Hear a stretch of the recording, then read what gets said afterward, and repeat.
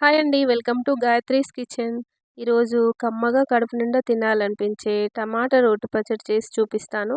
మీకు జ్వరం వచ్చినప్పుడు, జలుబైనప్పుడు, ఏమీ తినబుద్ధి కానప్పుడు ఇలా టమాటా రోటి పచ్చడి చేసి తినండి. చాలా అంటే చాలా బాగుంటుంది. తృప్తిగా కడుపు నిండా తింటారు. పిల్లలు కూడా చాలా ఇష్టంగా తింటారండి ఈ పచ్చడి. ఇప్పుడు ప్రాసెస్ చూద్దాము. దీనికోసం ముందుగా టమాటాలండి. టమాటాలు ఒక పావు కేజీ తీసుకున్నాను. అలాగే చిన్న గిన్నెడు పుదీనా, కరివేపాకు, కొత్తిమీర తీసుకున్నాను. అలాగే పచ్చిమిర్చి అండి. తగినన్ని పచ్చిమిర్చి తీసుకొని రెడీగా పెట్టుకోవాలి. ఇప్పుడు చింతపండు అండి. ఒక 4, 5 రెబ్బల చింతపండు రెడీగా ఉంచుకోవాలి.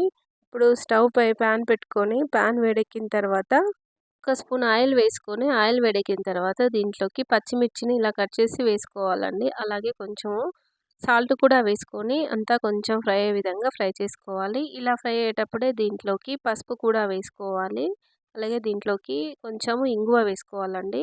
ఇంగువ వేసుకోవడం వల్ల ఫ్లేవర్ బాగుంటుంది, టేస్ట్ కూడా బాగా వస్తుంది. ఇలా వేసుకొని అంతా మంచిగా ఇలా కలుపుకున్న తర్వాత పచ్చిమిర్చి కొంచెం ఫ్రై అవుతాయి కదా, అప్పుడు దీంట్లోకి మనం కట్ చేసి పెట్టుకున్న టమాటాలను వేసుకోవాలి. ఈ టమాటాలు వేసుకొని అంతా కలుపుకోవాలండి. అలాగే దీంట్లోకి చింతపండును వేసుకోవాలి. ఈ చింతపండును కూడా వేసుకున్న తర్వాత అంతా కలుపుకొని మూత పెట్టి ఉడికించుకోవాలి. ఈలోగా మనము ఇంకో ప్యాన్ తీసుకొని స్టవ్ పై పెట్టుకొని దీంట్లోకి ఒక 2 స్పూన్ల వరకు పల్లీలు వేసుకోవాలి. అలాగే దీంట్లోకి ఒక పావు స్పూన్ వరకు మెంతులు, అలాగే ఒక హాఫ్ స్పూన్ వరకు జీలకర్ర కూడా వేసుకొని కొంచెం మంచిగా ఫ్రై అయ్యే విధంగా ఫ్రై చేసుకోవాలి. ఈ పల్లీలు, ఈ జీలకర్ర, మెంతులు మంచిగా ఫ్రై కావాలండి. నేనైతే ధనియాలు వేయట్లేను, ఎందుకంటే ఇందులో కొత్తిమీర వేస్తున్నాను కాబట్టి ధనియాలు వేయట్లేను. ధనియాలు వేసుకుంటే మాత్రం కొత్తిమీర వేసుకోని అవసరం లేదండి. అలాగే దీంట్లోకి నువ్వులండి. ఒక 2, 3 స్పూన్ల వరకు నువ్వులు వేసుకొని మంచిగా ఫ్రై చేసుకోవాలి. ఇలా చిటపటమన్నాక స్టవ్ ఆఫ్ చేసుకొని చల్లారబెట్టుకోవాలి.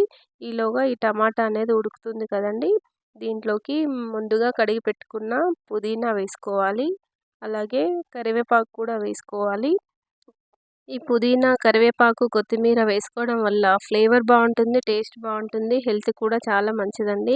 ఈ విధంగా టమాటా పచ్చళ్ళలో వేసుకొని చేసుకుంటే చాలా అంటే చాలా బాగుంటుంది. ఇలా ఒక 2 మినిట్స్ వరకు ఉడికించుకుంటూ ఫ్రై చేసుకోవాలి. ఇలా 2 మినిట్స్ అయిన తర్వాత స్టవ్ ఆఫ్ చేసుకోవాలండి. ఇప్పుడు స్టవ్ ఆఫ్ చేసుకున్న తర్వాత దీంట్లోకి కొత్తిమీర వేసుకోవాలి. అంతే, ఈ వేడికే ఈ కొత్తిమీర మంచిగా ఉడికిపోతుంది. ఇలా కొత్తిమీర వేసుకొని అంతా కలుపుకోవాలండి. అంతే, అంటే ఈ వేడి చాలండి కొత్తిమీరకి. మంచి ఫ్లేవర్ అయితే చాలా బాగుంటుంది కొత్తిమీర వేసుకోవడం వల్ల. ఇలా స్టవ్ ఆఫ్ చేసుకున్నాం కదా, ఇది చల్లారే వరకు అలానే వదిలేయాలి. ఇప్పుడు మనం ముందుగా ఫ్రై చేసి పెట్టుకున్న పప్పులు ఉన్నాయి కదా, పల్లీలు, నువ్వులు, జీలకర్ర, మెంతులు, ఇవన్నీ మిక్సీ జార్లో వేసుకొని పౌడర్లా చేసి పెట్టుకోవాలి. ఇప్పుడు ఈ పౌడర్ అయిన తర్వాత దీంట్లోకి మనము చల్లారబెట్టుకున్న టమాటా ఉంది కదండి, ఈ టమాటాని దీంట్లో వేసుకోవాలి. అలాగే సరిపడా సాల్ట్ కూడా వేసుకోవాలండి. నేనైతే రాక్ సాల్ట్ వేస్తాను. అలాగే దీంట్లోకి ఒక వెల్లుల్లిగడ్డను ఇలా వేసుకోవాలి, రెప్పల్లా చేసుకొని వేసుకోవాలి.